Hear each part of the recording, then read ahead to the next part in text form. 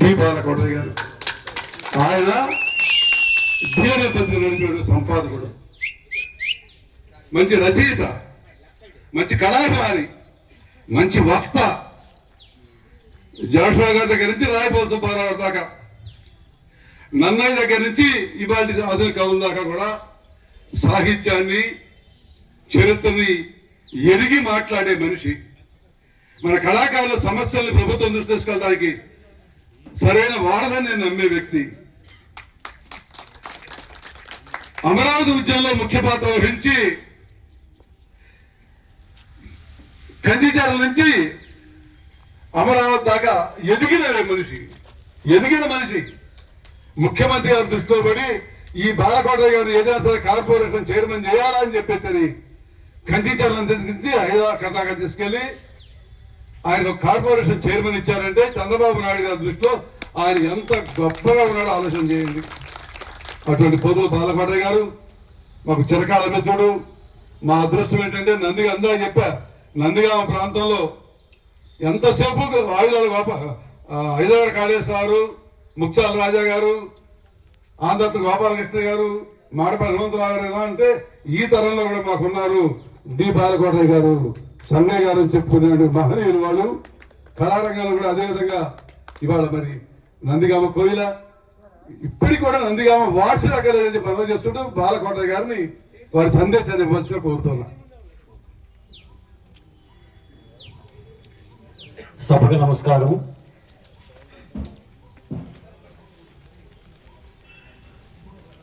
బుర్రకథ పితామహుడు శ్రీ నాజర్ గారి 106వ జయంతి ఉత్సవాలకు విచ్చేసిన మీ అందరికీ పేరు పేరున ధన్యవాదాలు. ఈ వేదికను అలంకరించిన మా గురువర్యులు, నా తెలుగు లెక్చరరు శ్రీ లగడపాటి సంగయ్య గారికి, అలాగనే జగ్గయ్యపేట కాంగ్రెస్ పార్టీ సీనియర్ నాయకులు మిత్రులు రేబాల మోహన్ రావు గారికి, చాలా పెద్దలు నాదర్ గారి సహచరులు, నాదర్ గారి బుర్ర కథను స్వయంగా చూసే భాగ్యం కలిగిన పసుపులేటి వెంకయ్య గారికి, అలాగనే కృష్ణమోహన్ గారికి, గడ్డం సుబ్బారావు గారికి, పెద్దలందరికీ కూడా ధన్యవాదాలు. ఈ కార్యక్రమానికి విచ్చేసి పాల్గొన్న నందిగామ ఎమ్మెల్యే తంగిరాల సౌమ్య గారికి, ఇతర పెద్దలందరూ కూడా. మిత్రులారా, నటరాజు ఉన్నాడు అని అంటే నటరాజు కాలి మూవల అందెలు గల్లు గల్లున మోగుతున్నాయంటే ఈరోజు నీ సభావేదికలోనే మోగుతూ ఉంటుంటాయి. బహుశా నాట్యం నేర్చిన నటరాజు మీరు మాట్లాడుతున్న మాటల్ని, మీరు ఆలపిస్తున్న గీతాలని వింటూనే ఉంటుంటాడు. మనం అందరం కూడా భగవంతుని ప్రేమిస్తాం, భగవంతుడు ఉన్నాడని ఆరాధిస్తాం. నిజంగా కనుక నాట్యమయూరి ఉంటే ఆ అందిర సవ్వడి ఇప్పుడు నందిగామ చుట్టూనే తిరుగుతూ ఉంటుంటుంది. ఏంటి సార్ నేను అడుగుతున్నా, 80 సంవత్సరాలు పైబడ్డ వయసులో, 80 ఏళ్ళు పైబడ్డ వయసులో ఆ తపస్సు ఏంటి, ఆ పరితపించడం ఏమిటి, కళల పట్ల, కళాకారుల పట్ల ఆ ఆప్యాయత ఏమిటి, ఎవరికి వస్తుంది ఆ భాగ్యం? బొబ్బిళ్ళపాటి సాయి గారికి తప్ప. ఆ కళామ తల్లి బొబ్బిళ్ళపాటి సాయి అనే ఒక బిడ్డని జన్మించి ఆయన ఈ నందిగామ గడ్డలో, ఈ బొబ్బిళ్ళపాడులో ఆయనకి జన్మనివ్వటం తప్ప. బహుశా ఇంతమంది కళాకారులు పుట్టిన ఈ గడ్డలో వీళ్ళందరి యొక్క ఖ్యాతిని, వాళ్ళ సేవల్ని 10 తరాల పాటు అందించాలనే కంకణం కట్టుకున్నట్టుంది బొబ్బిళ్ళపాటి సాయి గారు. బ్రహ్మచారిగా కళలో కళ కోసం కాదు, కళ కాసు కోసం కాదు, కళ ప్రజల కోసం. నిజమే, నాడు టీవీలు లేవు, నాడు కెమెరాలు లేవు, ఈ మైకులు లేవు. కంఠాలను కత్తులు చేసుకొని, కంఠంలో గర్వం నింపుకొని యుద్ధాలు నడిపిన కళాకారులు ఎందరో. అందులో నాజర్ గారు చాలా ముఖ్యుడు. నిజానికి నేను అనుకుంటున్నా, మీరెక్కడా కూడా తలలో దించమాకండి. ఏ నాయకుడి దగ్గర కళాకారుడు అర్జించకూడదు, మీ దగ్గరికే నాయకులు రావాలి, మీ సమక్షంలోనే నిలబడాలి. మీరు ఉంటేనే మేము లేకుండా మీరు లేరు. ఆ విజ్ఞత ఉండాలి. ఈ నందిగామ గంటకి ఆ సాంప్రదాయం ఉండాలి. నేను మళ్ళీ చెప్తున్నాను, ప్రధానంగా 2 అంశాలు. ఒకటి, కళాకారులు వృద్ధులు కాదు, కళాకారులే. మాకు కళాకారుల గుర్తింపుతోనే పెన్షన్ ఇవ్వాలి. మేము 60 ఏళ్ళు పైబడ్డా 70 ఏళ్ళు పైబడ్డా పాడగలం, ఆడగలం, ఆడి చూపగలమనే ధ్యేయం ఈ రాష్ట్ర ప్రభుత్వానికి వినిపించాలి. మీరు కళాకారులుగానే తీసుకోవాలి పెన్షన్లో. రెండోది, మీ అందరికీ గుర్తింపు కార్డు ఇచ్చి తీరాలి. గుర్తింపు కార్డు ఇవ్వాలంటే దానికి ముఖ్యమంత్రి అవసరం లేదు. సాంస్కృతిక శాఖ తలుచుకుంటే ఒక జీవో ఇస్తే మీకు గుర్తింపు కార్డులు ఇవ్వటానికి ప్రభుత్వానికి అయ్యే నిధుల ఖర్చు ఏమైనా ఉంటుందా? ఇందాక చెప్పారు, ఆ కార్డు తయారు చేయడానికి సంబంధించిన 5 రూపాయల ఖర్చు తప్ప. మీకు ఇంకో మాట కూడా చెప్తున్నా సాయి గారు, ఆ రాష్ట్రానికి ఆర్థిక బాధలు ఉన్నాయి, మీరు పెన్షన్లు ఎప్పుడైనా పెంచొచ్చు, అక్కర్లేదు.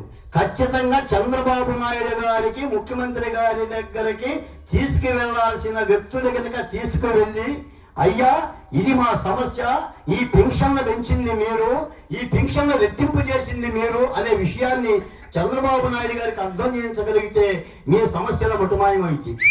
తప్పనిసరిగా నేను చిన్నవాడినైనా, బరువు అయినా బాధ్యతగా మొన్న మీరు సభలో చెప్పిన విధంగానే ముఖ్యమంత్రి గారి దగ్గరికి స్వయంగా మిమ్మల్ని తీసుకువెళ్ళి ఈ 2 సమస్యలకి చాలా త్వరితంగా పరిష్కారం చూపించే బాధ్యత నేను తీసుకుంటాను. తీసుకోవాలి ఎవరో ఒకళ్ళు.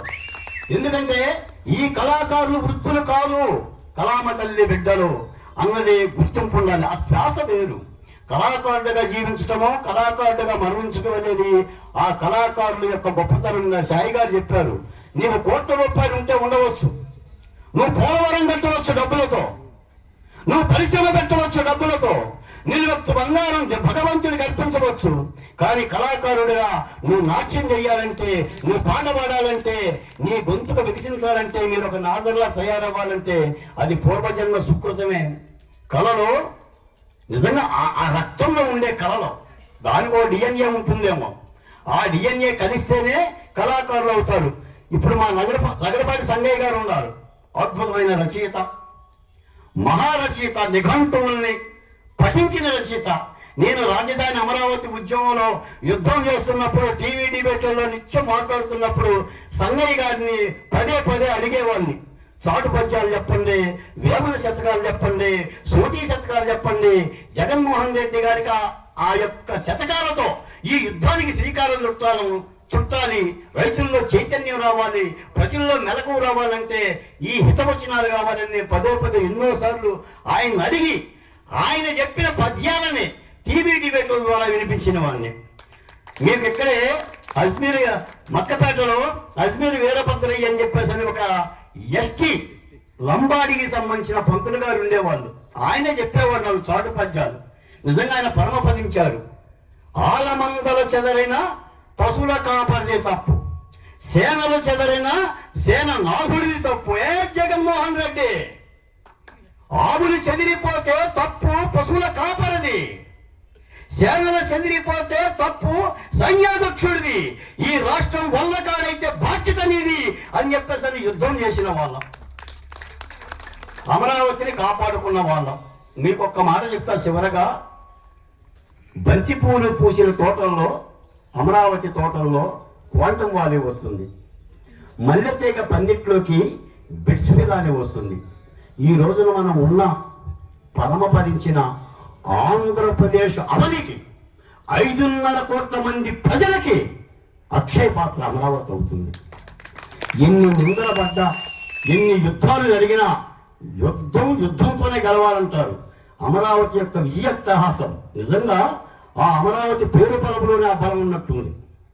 రాజధానికి భూములు ఇవ్వటం ఏంటి, భూములు ఇచ్చిన కోసం రోడ్ల పాలవ్వటం ఏంటి, తిరిగి మళ్ళీ రాజధాని నిర్మాణం చేపట్టడం ఏంటి, అది చంద్రబాబు నాయుడు గారికి ఒక్కరికే సాధ్యం. మిత్రులారా, చాలా మంది మోకాల వరకే చూస్తారు, కొంతమంది ముందు చూపు వరకు చూస్తారు. అలా దూరదృష్టితో సుదీర్ఘమైన అన్వేషణతో మార్గదర్శకతో చూసే ఏకైక నాయకుడు చంద్రబాబు నాయుడు గారు. నేను ప్రశంసిస్తున్నానని కాదు. మనం ఒక ఇల్లు కట్టుకోవాలంటే, మన బిడ్డకు పెళ్లి చేయాలంటే 7 తరాలు వెనక ఆలోచిస్తాం. బిడ్డకి పెళ్లి చేయటానికి 7 తరాలు ఆలోచిస్తే ఒక రాష్ట్ర రాజధాని నిర్మాణానికి ఎన్ని తరాలు ఆలోచించాలి? ఎంత నిర్మాణ సౌభాగ్యం ఉండాలి? అది కృష్ణానది తీరంలో మంచినీటికి కటకట లేకుండా సౌభాగ్యంగా ఉండాలని చెప్పి ఒక తలంపుతో జరుగుతున్న ప్రక్రియ. సాయి గారు, మహాత్మా గాంధీని నేను చూడలేదు, కానీ నందిగాం గాంధీని నేను చూస్తున్నాను. మీ అంత శాంతిదూత, మీ అంత శాంతిపరుడు, విశాలమైన మనస్తత్వం గలవాడిని ఈ నందిగామ గడ్డ మీద చూడాల. బహుశా ఆ ఎమ్మెల్యేగా మీరు ఓడిపోవటం కూడా మంచిదయ్యిందేమో. నిజంగా ఆ పదవిలో ఉంటే ఆ పదవి మిమ్మల్ని వరించి ఏ కాంతలాగా మిమ్మల్ని వసూలు చేసుకునేదేమో. కాబట్టి కొంతమంది కొన్నిటి కోసం పుడతారు. బొబ్బిలపాటి సాయి గారు సదా ఆరోగ్యంగా ఉండాలని కోరుకుంటున్నాను. ఇలాంటి వ్యక్తులు నందిగామ నేల తల్లికి అవసరం. నేను ప్రశంసించటం కాదు, కానీ తప్పనిసరిగా హృదయం ఉన్న ప్రతి వ్యక్తి గుండె మీద చేసుకుంటే సాయి గారి యొక్క తపన, ఆయన ఆరోగ్య పరిస్థితి, ఆయన యొక్క అనుభవం. ఎవరండి 106 సంవత్సరాల క్రితం జన్మించిన నాదర్ గారి జన్మదిన ఉత్సవాలను నందిగామలో పెడుతున్న వాళ్ళు ఎవరు పెట్టగలరు? నిన్న మొన్న మరణించిన మన పెద్దవాళ్ళే గుర్తించుకోలేని ఈ పరిస్థితుల్లో. కాబట్టి కళాకారులారా, మీ అందరి సమస్యలు పరిష్కరించే భాగ్యం నాకు కలిగింది. ఆ భాగ్యం నాకు బొబ్బిలపాటి సాయి గారు ఇచ్చారు.